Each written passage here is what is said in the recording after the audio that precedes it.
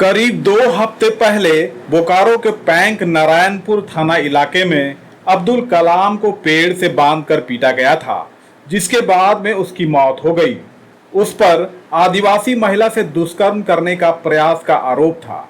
इसी के चलते भीड़ ने कानून हाथ में लिया। इसके बाद फिर सियासत भी तेज हो गई। स्वास्थ्य मंत्री इरफान अंसारी ने मृतक के परिजनों से मिले और 5 लाख का मुआवजा और सरकारी नौकरी देने का ऐलान किया था। इसे लेकर झारखंड विधानसभा के नेता प्रतिपक्ष बाबूलाल मरांडी ने सरकार को घेरा था और कहा था कि दुष्कर्म की कोशिश करने वाले पर सरकार सहानुभूति जता रही है, जबकि आदिवासी पीड़िता के दर्द को भुला दिया गया। उन्होंने स्वास्थ्य मंत्री इरफान अंसारी पर आरोप लगाया कि पूरे मामले को मॉब लिंचिंग कहकर मुस्लिम उत्पीड़न की कहानी बता दी गई। हेमंत सरकार ने तुरंत अब्दुल कलाम के परिवार को 4 लाख मुआवजा, 1 लाख सहायता राशि और स्वास्थ्य विभाग में नौकरी तक का ऑफर कर दिया। एक बलात्कारी के साथ शहीद जैसी राजकीय सहानुभूति दर्शाया गया। हालांकि अब्दुल कलाम की मौत के बाद अभी भी राजनीति चरम पर है और तनाव बरकरार है। भाजपा के एक प्रतिनिधि मंडल ने बोकारो के पैंक नारायणपुर थाना क्षेत्र के पकड़ू खूटा गांव में 27 वर्षीय आदिवासी महिला के घर जाकर मुलाकात की। इस प्रतिनिधि मंडल का नेतृत्व भाजपा के पूर्व नेता प्रतिपक्ष अमर बावरी, गिरिडीह के पूर्व सांसद रविंद्र कुमार पांडेय, भाजपा पूर्व जिला अध्यक्ष भरत यादव कर रहे थे। घटना के संबंध में पीड़ित महिला ने बताया कि वह गांव के तालाब में नहा रही थी। इसी बीच पैंक गांव निवासी अब्दुल कलाम पहुंचा और पीछे से जबरन पकड़कर दुष्कर्म करने की कोशिश करने लगा। बाद में गांव वालों ने उसे बचाया। 8 तारीख 2025 दिन गुरुवार के 10 बजे समय स्नान करने के लिए गए थे तालाब में। उसी समय एक लड़का आया और मेरे पीछे हमला किया, जमीन में पटकाया, चिल्लाने पर मुंह बंद किया। मैंने उसका हाथ काटा तो हटाया और भागने लगा।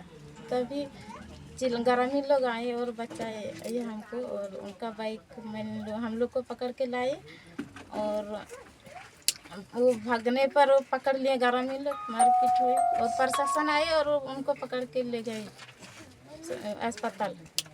उसके बाद मैंने थाना गए केस दर्ज करने के लिए। दर्ज किए तो फिर बाद में पता चला कि वो डेथ हो गया। तो न्याय मिल रहा है, जो दोषी था वो तो न्याय मिल रहा है और मुझे तो कुछ नहीं मिला है। जो पीड़ित है हमको कुछ नहीं मिला। अभी तक कोई सरकार मेरे पीछे नहीं आया है कुछ तक करने के लिए भी। अभी तक कुछ भी नहीं है। वो तो बहुत स्वास्थ्य मंत्री आए और बहुत नेता आए और उनको जो मिलना था वो दे रहे हैं। हमको अभी तक कुछ नहीं मिला। मेरा 3 ठो बच्चा है और मेरा पति घर में नहीं है, काम करने के लिए गया है। मुझे न्याय मिलना चाहिए। इधर पीड़िता से मिलने आए पूर्व नेता प्रतिपक्ष अमर बावरी ने इस मामले में हेमंत सरकार को कटघरे में खड़ा किया और कहा कि 4 निर्दोष आदिवासियों को जेल में डाल दिया गया है, जो कि सही नहीं है। वे इरफान अंसारी पर भी खूब भड़के और कहा कि पूरे मामले में आरोपी का महिमा मंडन कर गलत तस्वीर पेश की जा रही है, जबकि हकीकत कुछ और है। उनका कहना था कि एक आदिवासी बहन की आबरू का सौदा ये सरकार कर रही है।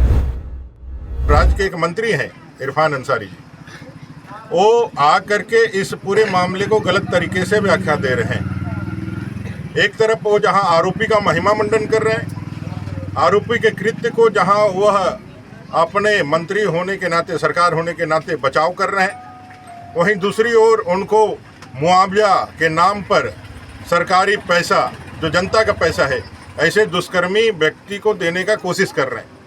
उनको पैसा दिया जा रहा है, उनको आवास दिया जा रहा है और साथ ही साथ सरकार का प्रभाव का प्रयोग करके एक आदिवासी बहन के आबरू का सौदा ये सरकार कर रही है, जिसका मुखिया खुद हेमंत सोरेन जी हैं, जो अपने को आदिवासी भाइयों का मुख्यमंत्री कहते हैं।